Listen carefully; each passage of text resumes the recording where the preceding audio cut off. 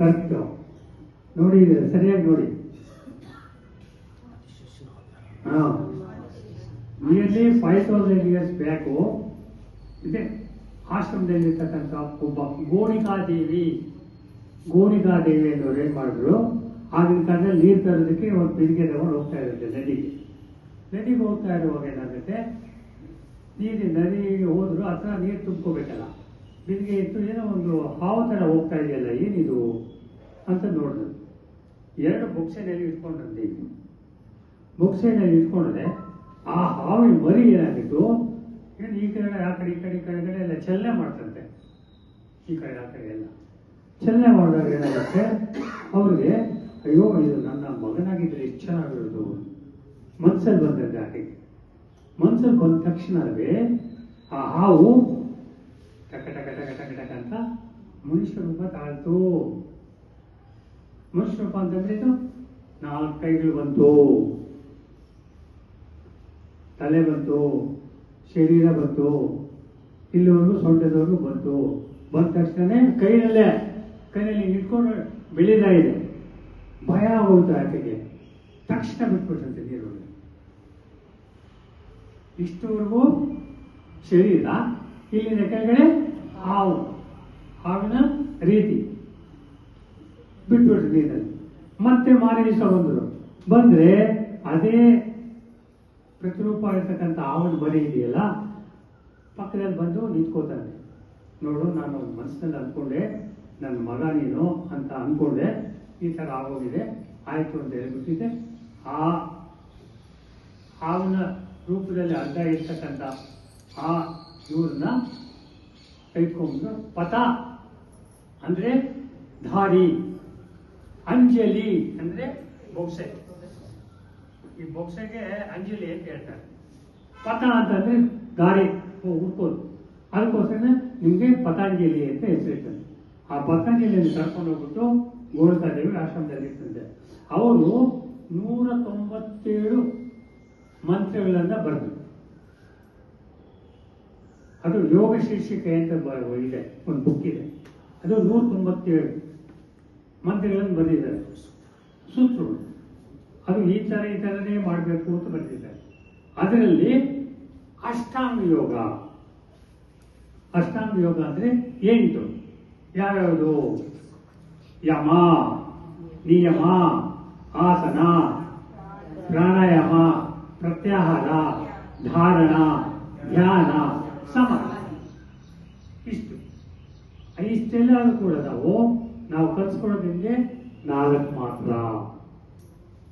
ಯಾವುದು? ಯಮ, ನಿಯಮ, ಆಸನ, ಪ್ರಾಣಾಯಾಮ ಅಷ್ಟೇ. ಬೇರೆದಲ್ಲಿ ಹೇಳ್ಕೊಟ್ರು ನೀವು ಕೇಳೋಕ್ಕಾಗಲ್ಲ, ಮಾಡೋಕ್ಕಾಗಲ್ಲ, ಓಡಾಗ್ಬಿಡ್ತೀರ. ಸಾಕು ನಮ್ಗೆ ಬೇಡ.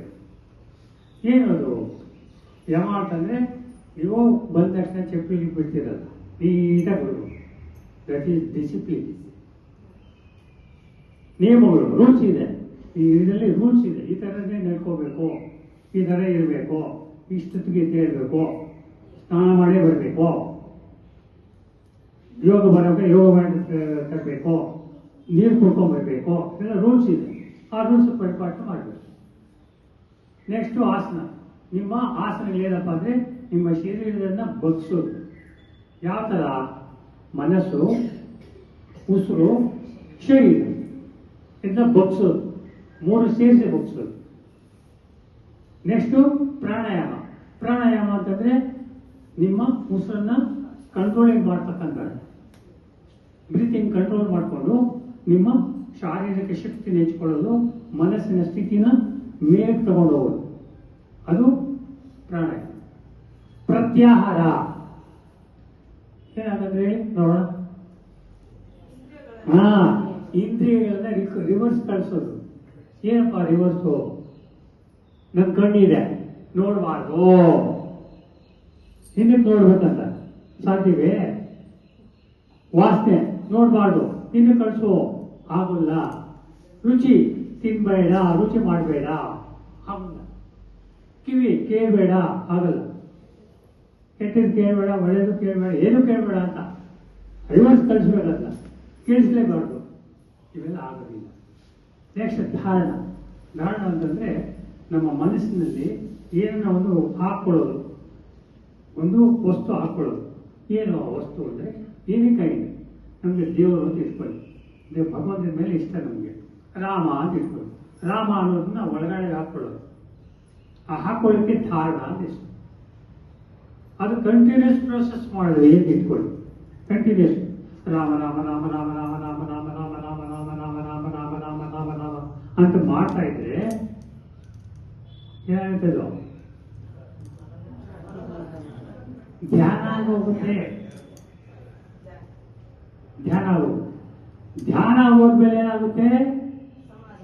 ಸಮಾಧಿ. ಏನ್ ಸ್ಟೇಜ್ ಅದು? Last stage. ಯಾರು ಮಾಡೋಕ್ಕಾಗಲ್ಲ. ನೋಬಡಿ ನೋಡಿ. ಹಾಲು ತಪ್ಪಿದ್ರೆ ಗಾಳಿ ತಪ್ಪಬೇಕು. ಬರೀ ಅದರಲ್ಲೇ ತಲ್ಲೀನಾಗಿರ್ಬೇಕು. ಯಾವುದ್ರಲ್ಲಿ ಏನು ವಸ್ತು ಹಾಕಿದ್ರೆ ನೀವು ಮನಸ್ಸಿಗೆ, ಆ ವಸ್ತುವಿನ ಮೇಲೆ ಕೇಂದ್ರೀಕೃತ ಆಗ್ಬೇಕು. ನಿಮ್ಮ ಪ್ರಾಪಂಚಿಕ ವ್ಯವಹಾರಗಳೆಲ್ಲ ಬಿಟ್ಬಿಡ್ಬೇಕು. ಇದು ಸಾಧ್ಯವೇ? ಸಾಧ್ಯವೇ ಇಲ್ಲ. ಅದರಿಂದ ನಮಗೇನು ಆರೋಗ್ಯವೇ ಭಾಗ್ಯ. ನಾವಿರೋವರೆಗೂ ಈ ನಮ್ಮ ಶರೀರನ ಚೆನ್ನಾಗಿ ಆರೋಗ್ಯವಾಗಿ ಇಟ್ಕೋಬೇಕು. ಆಯ್ತಾ? ಆಯ್ತು. ಆರೋಗ್ಯ ಭಾಗ್ಯಕ್ಕೋಸ್ಕರವೇ ನಾವು ಯೋಗ ಮಾಡ್ತಾ ಇದ್ದೀವಿ, ಬೇರೇನಿಲ್ಲ. ನೀವು ಸ್ವಲ್ಪ ಮೈಂಡು ಬಾಡಿ ಬಗ್ಗಿಸ್ತೀರಾ, ಇಲ್ಲ ಅಂತಲ್ಲ. ಆದರೆ ನಿಮ್ಗೆ ಸ್ವಲ್ಪ ಕಷ್ಟ ಆಗುತ್ತೆ. ಮೈಕೈಲೇ ನೋವುತ್ತೆ. ಏನಪ್ಪ ಮನೆ ಬರೋ ಹಿಂದೆನೇ ಬರಲ್ಲ. ಸ್ವಲ್ಪ ಪ್ರಾಕ್ಟೀಸ್ ಮಾಡೋದು. ಆದರೆ ಅದರಿಂದ ಮುಂದಕ್ಕೆ ನಿಮಗೆ ಚೆನ್ನಾಗಿ ಆಯುಷ್ ವೃದ್ಧಿ ಆಗುತ್ತೆ, ಆರೋಗ್ಯ ಚೆನ್ನಾಗಿದೆ.